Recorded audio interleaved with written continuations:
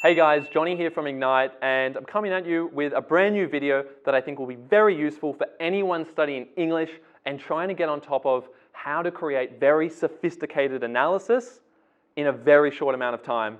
And in fact, I'm going to try and show you how you can do it in 60 seconds or less. But don't be mistaken, the video is not going to be 60 seconds. I'm going to break down each step for you, but it should be very simple when we look at all the steps.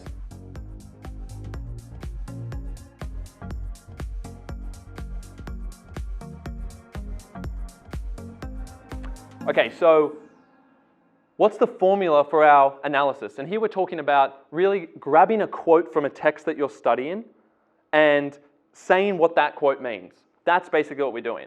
What's the bit of evidence that I want to look at when you're studying a poem, a novel, a film, but we'll mainly focus on the written text for this one when we look at quotes.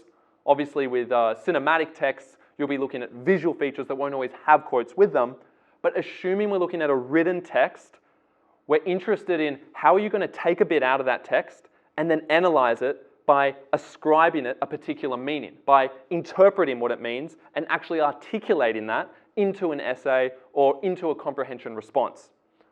So how do we do that? I've got a very useful formula for you. What you should do is you should go through the text and do this multiple times. So as soon as you come across a quote that you're interested in, you want to grab that quote. You're going to give it a technique, so you're going to label the quote with a technique. You're then going to come up with a verb and an effect so that you're actually analyzing the meaning of that. And if you're not sure what I mean by verb, it will be more useful to look at it like this. We're going to have a technique and quote together, and then we're going to say what that means. And by verb, we're basically saying it reveals this, and you're telling us what it means. This conveys X. This suggests Y. So that's just that suggests, reveals, highlights word that you could put after you actually mention the quote and the technique that's applicable. Now, you don't always have to write in that exact order, but this is certainly a useful checklist that you can do your analysis with. So let's look at an example. I've chosen a quote from Hagseed for anyone studying the Tempest Hagseed module in the HSC English Advanced course. But fear not if you haven't done that text. This is to outline the general principle that can be applied to any text. So please bear with me if you're not familiar with this from Hagseed, because it is still going to be 100% relevant. Okay, so we're looking at a character of legs. So you would go to your novel or your text that you're studying, and let's say we're interested in this particular quote. Prospero sees that the bad in Caliban is pretty much the same as the bad in him, Prospero. They're both angry, both name callers, both full of revenge. They're joined at the hip. So that's from page 267 of Hagseed, the novel by Margaret Atwood, and that's the quote I'm interested in. So I've taken a particular interest to this for whatever reason. It kind of stands out to me. It's quite significant that they're comparing these two characters in this way, and I can see some techniques popping out at me. And if they're not popping out at you, perhaps you need more practice on identifying techniques, and we will definitely have a separate video on that. But assuming you can technique spot, I can see two things here. I can see a repetition of the word both, and hopefully you picked up on that as well. I can also see a metaphor here. They're joined at the hip. Now, I don't think it literally means they're actually joined at the hip and they're what you'd call, what are those twins called? Congenital twins, something like that. They're not actually attached. It's a metaphor. So you could spot that, or you could use the repetition of both. So I'll focus on the repetition of both. So I've used that quote, I've outlined that, this is kind of what I'm doing mentally, but not to disregard the part before it, because that gives you context so you know what this actually means as a whole. Never isolate the quote away from the page or the chapter or the actual text in which it appears. So if it's a poem and you've seen one line that is particularly important to you and that you do this to, you should read it in the context of the poem as a whole to actually understand what it means fully. Okay, so we've done that. Here's my technique. It's repetition, but there's actually a more specific type of repetition called anaphora. If you're not familiar with anaphora, notice how in this, the word both is starting after the commas here a couple of times, and that's exactly what it is, because these are called clauses. Clauses are the parts of sentences that are separated by some kind of grammar, like a comma or a full stop, and If the word starting each of those clauses is the same, we can call it anaphora. Okay, so if you didn't pick up on that and you just saw repetition, absolutely fine. Don't get carried away with the sophistication of the technique, because the marks are going to come from the effect, how you actually explain the meaning of it. So I've noticed here also I've got the quote that's relevant. I'm not extracting that entire quote to slot into my essay. That would be far too superfluous. That would be too excessive. So what you do is you actually just grab the aspect of the quote that proves the technique. So I only needed to take the both bit out, and I've kept the angry name callers full of revenge so we still know what's going on, but you don't need to take any more than that. We know that that is evidence of repetition or anaphora. What you do after you do this, and that I'm assuming will only take 15 seconds, you then come here and you say, we need to actually analyze it. We need to say what that means. We need to finish this half of the analysis. So what does that mean if we look at this? What I would say, and what you could come up with, is something like it emphasizes, and there's that verb, the commonality, because it's saying both, between the two characters, Prospero and Caliban. Now you don't need to write the bracketed part, that's just to remind you of what it was talking about in the text, by focalizing their shared state of hostility.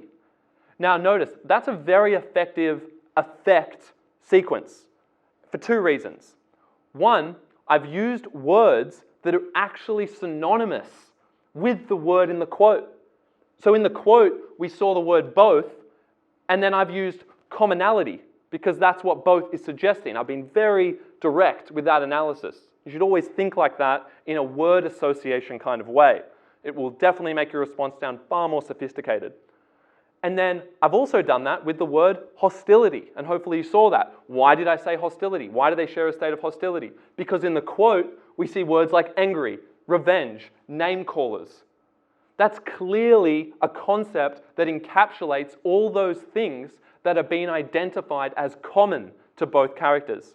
So I've actually been very specific with the type of analysis that I've done here, and that is no mistake. That is how you're going to stand out and impress a marker. It's my secret sauce to analysis generally, in that I look for synonyms for words in the quote, and it just makes the analysis sound that much better.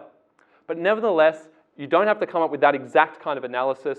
The point is you get the quote, you get the technique that you labeled it with, and then you come up with an analysis for it by coming up with a verb and saying something that's directly to do with it. So what does this actually look like when I package it into a sentence? And a lot of students get caught up at this stage. They can say what the quote is. They can say what the technique is. They can say what it means in quite a sophisticated way. But they're like, I don't know how to put that in an actual sentence in an essay. Well, you don't have to overthink this. There's a few ways you can start the sentence, but I'm going to go with a very simple sentence starter, which is the. So I'm going to say the technique, the anaphora, or the repetition of both. And notice how I say of both. It makes it flow into the sentence. That's a very important point. When Legs observes that Prospero and Caliban are both angry, both name callers, both full of revenge, there's the quote again integrated in a very smooth way.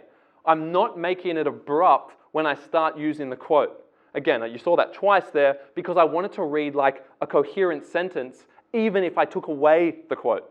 That's always the test for knowing if you've successfully integrated the quote within your analysis. And that is going to make you sound so much more sophisticated because it retains the flow of your analysis. So this emphasizes, that was our quote, and I've written exactly what we had, the commonality between the two characters by focalizing their shared state of hostility. Now I didn't need to say the characters' names here because I already mentioned them here. So that's an example of how you can get those 4 elements, but really 2. You get your evidence, which is the quote and the technique, and then you give the effect of it. Hope that helps, guys. It was a pretty comprehensive example. Try and replicate this with your own analysis. Get into the habit of thinking like this. And I'm definitely going to make many more videos on this because I think this is one of the foundational areas for you improving your English analytical skills. See you next time. Thanks for listening.